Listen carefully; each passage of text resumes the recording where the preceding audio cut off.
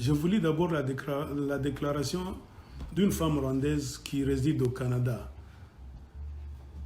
Elle présente des émissions. Elle a aussi un show qu'elle présente, You and I Talk Show. Après avoir suivi Moïse Nyarugabo, Azaras Rubera se lamentait à propos de ce qui est en train d'avoir lieu dans l'Est. C'est-à-dire, oh, nous les Banyamulenge, oh, on est en train de nous tuer à Minembwe et tout ça. Cette femme-là qui est rwandaise, qu'est-ce qu'elle a écrit? L'hypocrisie rwandaise sur le sujet de Banyamulenge. Cette femme, en tant que rwandaise, s'est adressée à Kagame d'abord, parce qu'elle sait que Kagame c'est leur maître. La femme a écrit l'hypocrisie rwandaise sur le sujet de Banyamulenge. Alerte à l'hypocrisie rwandaise dans toute sa splendeur.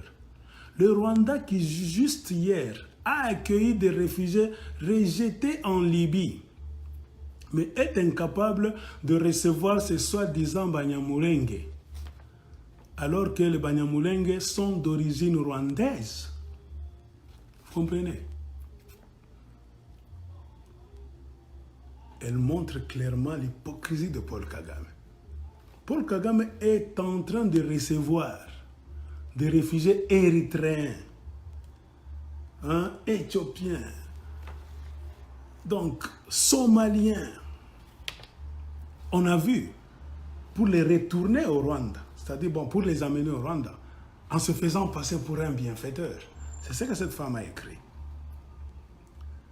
Mais pourquoi Paul Kagame ne songe-t-il pas, lui qui s'est dit il est le chef des Tutsis rwandais du monde entier, donc là où il y a un Tutsi, quelqu'un qui a le sang Tutsi, qui est dans des problèmes, Kagame est le maître et va les sauver. Pourquoi maintenant Kagame ne vient pas au secours de ces Banyamulenge, cette femme rwandaise qui en réalité sont d'origine rwandaise? Elle continue, elle a écrit, ils avaient fui le Rwanda il y a très longtemps, pas de problème. Depuis des générations, oui, mais depuis des générations, les Congolais les avaient si bien accueillis chez eux au Congo. Et qu'est-ce que les Congolais ont reçu en retour? Trahison sur trahison. Elle a mis trahison sur trahison en majuscule. Et elle a regardé aujourd'hui, elle a écrit « Regardez Today ». Qui parle encore de génocide? Qui parle de génocide? Personne. Côté Rwanda, personne.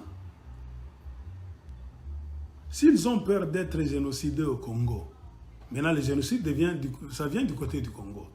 Si les Banyamulenge ont peur d'être génocidés au Congo, selon cette femme-là, pourquoi ne pas rentrer au Rwanda définitivement? Parce qu'ils sont venus du Rwanda. Rentrez dans votre pays d'origine. Un pays qui accueille ces jours-ci des gens de partout le monde, en prétendant être un pays humanitaire. Et laissez le Congo tranquille. Vous les Banyamulenge, c'est une Rwandaise qui a écrit ça.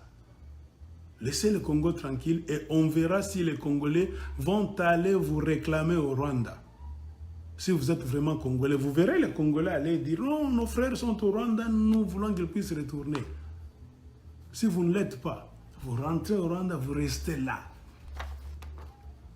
C'est un message. Ça vient d'une Rwandaise, pas d'un Congolais. Alors vous comprenez que c'est de la comédie que vous êtes en train de faire. Vous faites la comédie. Oh, on veut vous tuer au Congo, mais vous voulez seulement rester au Congo. Vous êtes venu du Rwanda, mais rentrez. Puisque le film des Belges, là-bas, Opération Banarwanda, avait dit qu'on ne savait pas quand est-ce qu'il y aura accalmie, quand est-ce que le désordre, les tueries chez vous, qui avaient lieu dans les années 60, allaient finir, pour qu'on puisse vous retourner. C'est-à-dire, il y avait en perspective une idée de vous retourner tôt ou tard chez vous. La nationalité qu'on peut te donner dans le monde, il y a ceci, mes frères et sœurs. Ce que tu as par le sang, personne ne peut te l'arracher. J'ai toujours dit, même à mes frères et sœurs congolais, nous pouvons faire le tour du monde. Nous pouvons devenir des Français, des Belges, des Suisses, des Canadiens, des Australiens, des Américains. Ce n'est pas le sang. on va nous donner ça par un bout de papier, une loi là. Ce qu'on t'a donné par le sang, c'est ce qui t'appartient véritablement. Car personne ne viendra changer ça. Mais ce qu'on t'a donné par un bout de papier, on peut te l'arracher un jour. C'est pour cela, aux États-Unis d'Amérique, tu viens, on te donne la nationalité américaine. Mais demain, les Américains te voient que tu commences à te lancer dans des opérations terroristes. Contre quoi? Contre les États-Unis d'Amérique qui t'ont donné la nationalité américaine. Dites-nous un peu la vérité. Est-ce que les Américains vont applaudir? Ils vont vous laisser parce que vous êtes Américain, c'est fini? Parce que votre père est venu il y a 60 ans aux États-Unis d'Amérique? Suivez. En France, il y a eu des islamistes, les gens de ISIS, qui ont quitté la France, les fils des Arabes du Moyen-Orient. Les autres sont venus en France quand ils étaient trop petits. Et il y a eu encore d'autres qu'on a mis au monde en France, mais qu'on a élevés dans la culture islamiste, dans des mosquées là-bas, en leur rappelant l'origine. Nous sommes des Juifs, nous sommes des islamistes, nous sommes des Arabes, tout ça.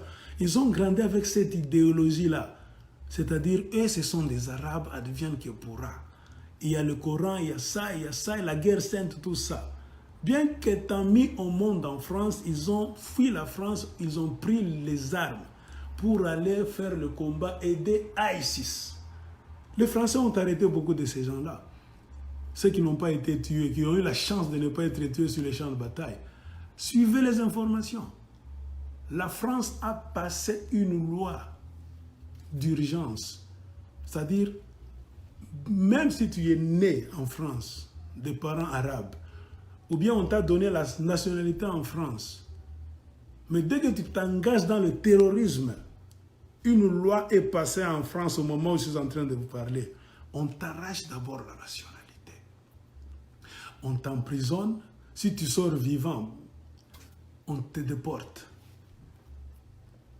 Imaginez, un pays de droit, un pays civilisé. Mais vous, les Rwandais tous de chez nous, vous étiez venus en 60, mais vous ne vous sentez pas congolais. Le problème, c'est quoi? On ne cessera de vous le répéter. Vous avez échoué de vous intégrer. C'est ça votre problème. Si tu ne t'intègres pas dans un pays qui t'a accueilli, tu auras toujours des problèmes. Je ne peux pas aller aux États-Unis. On me donne la nationalité américaine. Mais je ne me considère pas comme américain. Je ne respecte pas la loi des États-Unis d'Amérique. Je me comporte non pas en tant que Congolais, non. Je me comporte en tant que Kassaïen, Kachokwe, Mukongo. On te demande, quelle est ta nationalité? Oh, moi je suis Mukongo américain. Moi je suis Mutetela australien. C'est-à-dire, tu veux amener maintenant ton village en Australie. Tu auras des problèmes sérieux. Et ces gens-là, ils effacent le nom rwandais de leur agenda pour nous amener le nom des tribus, tous ces. Pourquoi? Parce que c'est leur plan, ce qui s'était convenu avec Kagame. C'est-à-dire, la Tanzanie nous a aidé à prendre l'Ouganda. L'Ouganda nous a aidé à prendre le Rwanda. Maintenant, le Rwanda va nous aider à prendre le Congo. Nous allons prendre tout ça, la région des Grands Lacs.